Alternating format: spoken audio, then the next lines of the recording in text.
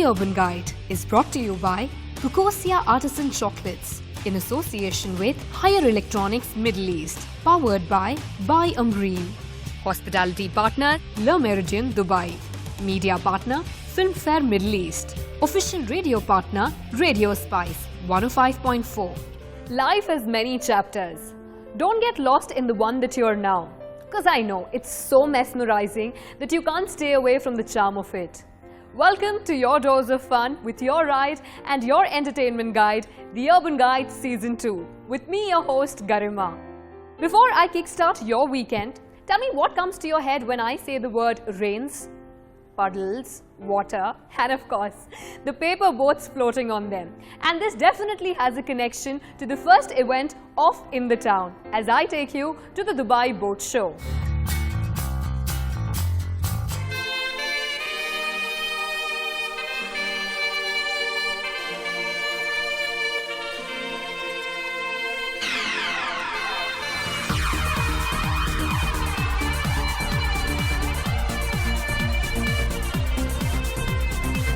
Dubai International Boat Show is the largest, most important and most established event of its kind in the region. And as one of the fastest growing leisure marine industry exhibitions in the world, the 22nd edition of the event was a classic showcase of yachts, supercars, equipment and supplies from both local and international builders together with the latest innovations in marine industry. Showcasing more than 450 of the finest collection of super yachts and leisure craft from across the globe and attracting more than 26,500 visitors each year, the combined mix of family entertainment and live events offers the complete visitor experience with something for everyone. I think that it's a very nice way for all of the population to see the products, instead of going to factories and stuff like that. It makes it a lot easier for everybody to see all the new products that have come out. I think the boat show, it's a very good for the marine industry, especially in Dubai, because it is developing. And I think Dubai, it's moving into that direction for at least another 10 years. And there is a great potential for companies to come and establish their business in Dubai in that industry. The event included the Super Yacht Experience, world's most luxurious super yachts on showcase, along with boat premieres, the most exciting world premieres and regional launches, followed by Supercar Promenade, the show offering a unique opportunity to view the world's most exclusive automobiles, and not to miss, the Dive Middle East exhibition, a remarkable selection of diving innovations with product launches and state-of-art gears. I think it's very important to have a boat show, and I think the Dubai Boat Show is central to the GCC region, so we get visitors from all over. In the Town is known to take you around your space, and that too with a variety of events in just a couple of minutes. Some people love food, some people love fashion, and the ones least interested in both of them love books. If you're one of them, so this event is just for you, as I take you to the Dubai Literature Festival.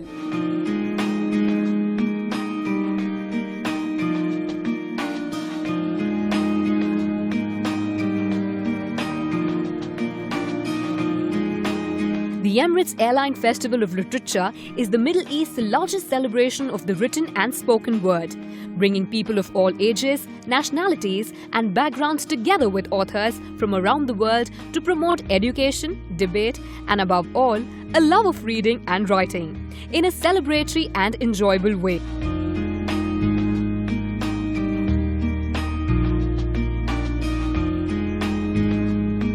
The Lit Fest, as it has become known, creates a wonderful opportunity for UAE nationals, residents and visitors to meet renowned authors, writers, speakers and thinkers. It provides the chance to attend literary discussions, listen to readings, participate in workshops and experience the exciting fringe and children's event.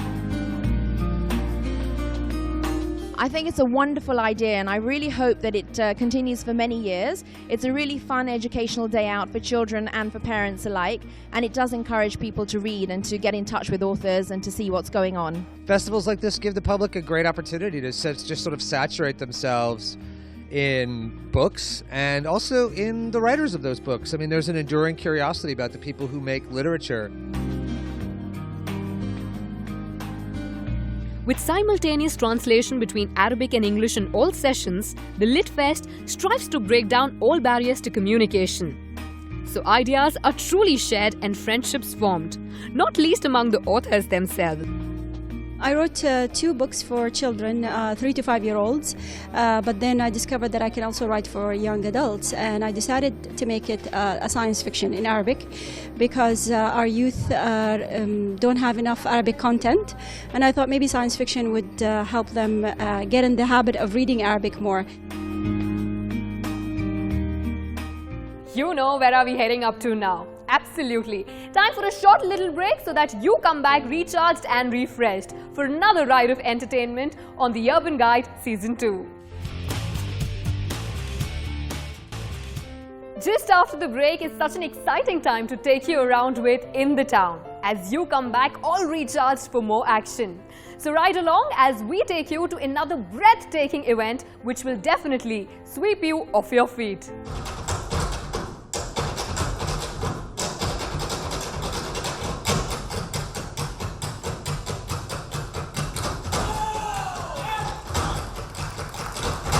Appearing in over 37 countries, 330 cities and thrilling over 12 million people, Dean Perry's Stab Dogs visits the UAE for the very first time.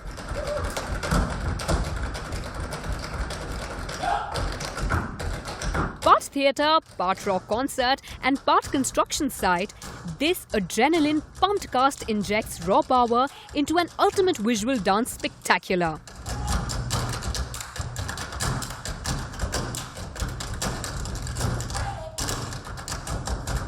The Tap Dogs perform world-class routines that leaves you feel exhilarated and jumping for more. It's a very unique performance. It's a mixture of tap dance and rock and roll, I guess, so to speak. 6 guys come to work, I guess, for the day on a construction site, and we can all tap dance. So as the show goes on, the set progresses from just like this little red stage right up to scaffolding and ladders, and you know, we got the girls playing drums up in the tower. So it's really it's electrifying, really. It's like honestly nothing you've ever seen before. It's a dance show. It's men. You know, it's men dancing. That's why we've got the girls on the drums as well.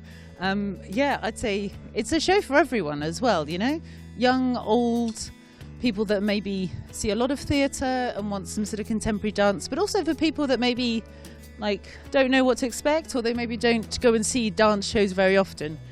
And it's funny as well. It's a funny show. From London's West End to New York, Paris, Tokyo and Sydney, now it was Dubai's turn to experience the global dance phenomenon, as Dean Perry's Stab Dogs took centre stage with their debut performance at the Madinat Theatre. Dean Perry, he's a construction worker, steel worker back in, I don't know what year it was, but just kind of hearing all the different sounds the machinery was making, and like tapping your foot and stomping with your boots and all that, it just kind of gave him the idea, I can make rhythm with anything.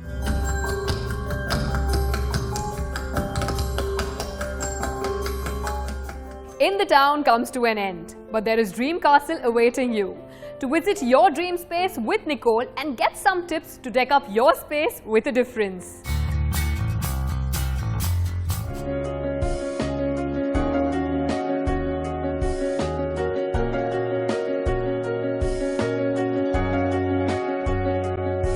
Today on Dream Castles, we're with a very vibrant Roxana Jaffer. Roxana, welcome to our show. Thank you so much for hosting me. Oh my God, it's our complete pleasure. You're so fabulous already. In 5 minutes, you're so fab. So you're going to show us around your beautiful house, and you're going to give us tips, right? Okay. Okay. So my first question is, what should somebody keep in mind when designing for a brand new home? In my experience, keep the canvas clean, very neutral in color, and then add an accent wall like I have here. Okay. See, the whole background is beige, but the accent wall is green. My old house had a brick red. Oh wow. Yeah, and but I've gone green this time, and I just feel it just adds a little color to your likeness. All right, and I think it reflects the whole beachy attitude over it because you're so close to the beaches. All the colors are very serene and calm as well. Yes. Right? Okay. Now, did your husband help you design, or is this only your brainchild? This is all yours. My husband has helped me pick up the pictures that you will see around. But where to hang them and how to hang them has been just me, perhaps. Okay. But he's a musician. All right. And he's a pianist, so he's very creative in his own way, and he knows where his world is. Roxana, tell me about your favorite part of the house. I have this very big mashkoor. Mashkoor is an artist from Pakistan, and he specializes in paintings that are polo horses and you know, abstract colors. But upstairs he's got this woman sprawling on a sofa, perhaps, and I've got a sofa in front of it, and my husband's got a harmonium, and I sit there, reflect. This is very romantic, oh my. And also tell me about your outdoors, because there are some really amazing pieces outside. Yes. So tell me about the outdoors. Well, I feel that the house is not complete just inner. The outer has to be as good as what the inner is. And my outer has this amazing, or at least I think so, Jaipur umbrella, which is done with the abla, the mirror work. And I went and just bought that little table for two. So I feel that is where we have our breakfast, the two of us. And I've got some birds. That comes from the beaches of Mombasa, where I'm born. Roxana, I would love for you to give my viewers some advice on design, so can you please? Well, I like to group things in the house. Okay. I feel that there is a lot more impact if things of one nature are put together. I don't know whether you noticed all my eggs in the dining room. Those are ostrich eggs. Yeah. On this side, I've got these coins from Egypt. They're real gold coins. That's when coins started in the Fatimid period in Egypt. So I've put that together with this, I don't know, 1,000-year-old urn. Wow. And a silver mirror that comes from Tunisia. Okay. So I've grouped things that go together. I feel that seems to be where people come in and they see that's the corner. Or I have the Renaissance corner, as I call it. I saw that. Yeah, where you saw where there is the head of David. And the head of David, yeah. Roxana, I'd love to see some of your wonderful paintings and for you to tell me the stories behind them, especially the one special one with you in it. Okay. This is a very interesting piece of art. Okay. It's been done by a local artist. All right. Her name is Soraya Isaac. I'd like to point out two very important pieces in my house that are very dear to me.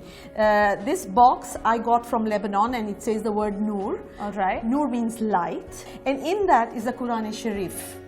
I know we should not be putting the Quran inside a box, but it is so old that I need to preserve it. And it is from 1158. Oh. And it's a very old Quran that I found in Istanbul. And this takes a big place with a Bible that's about 700 years old also, and it's hand painted and with gold leaf. Okay. So Roxana, I want to thank you for sharing your lovely home with us and all your lovely stories. It was so interesting to be here. Thank you. And I have a little gift for you. Oh my God, a gift for something what I enjoy doing? Oh, I hope you enjoy this as well. It's some really lovely chocolate cake from our friends at Cocosia, and I hope you have a lot of fun this evening with your cake. Thank you. I wanted to try and get thin like you, but hello, doesn't matter. Also, thank you, Roxana. Thank you so much. Thank you. You know what's following next. So let's ride along this small little break and be back soon to meet the guest of the week only on The Urban Guide Season 2.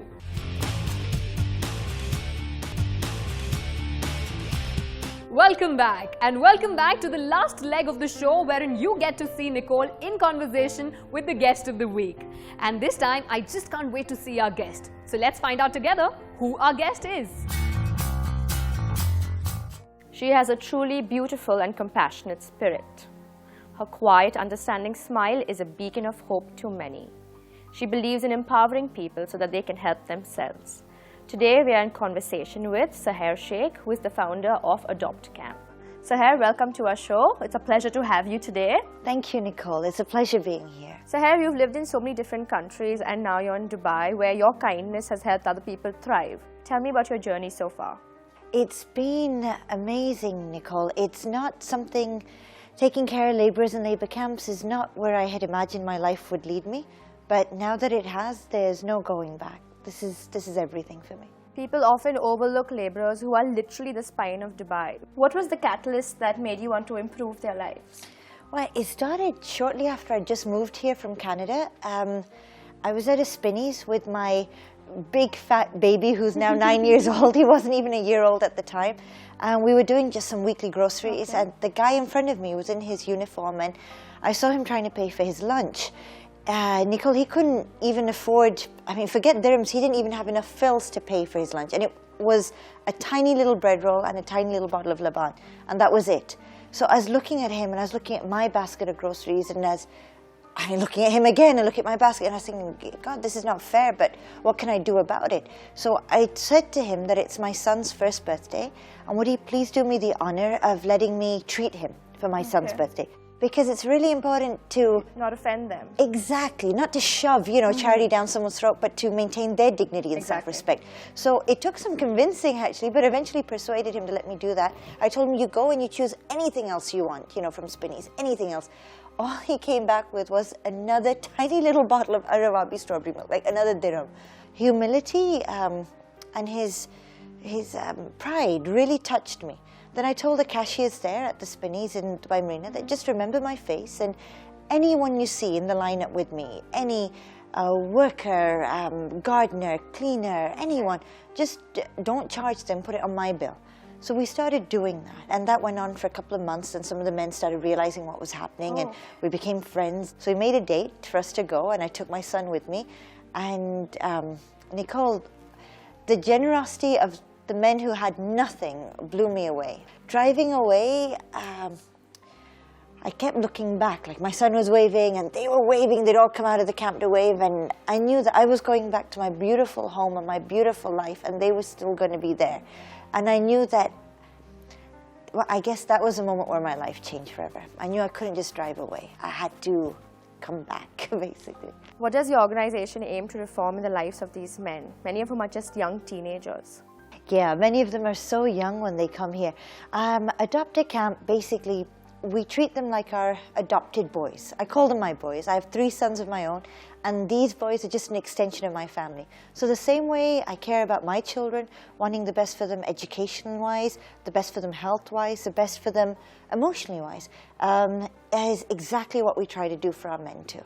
I'm sure that taking on this quest would have had its ups and downs, but who's been your pillar of strength? Oh, my husband. No doubt. I'm married to the best man in the world. I know you're married to, and I'm sure you feel the same way.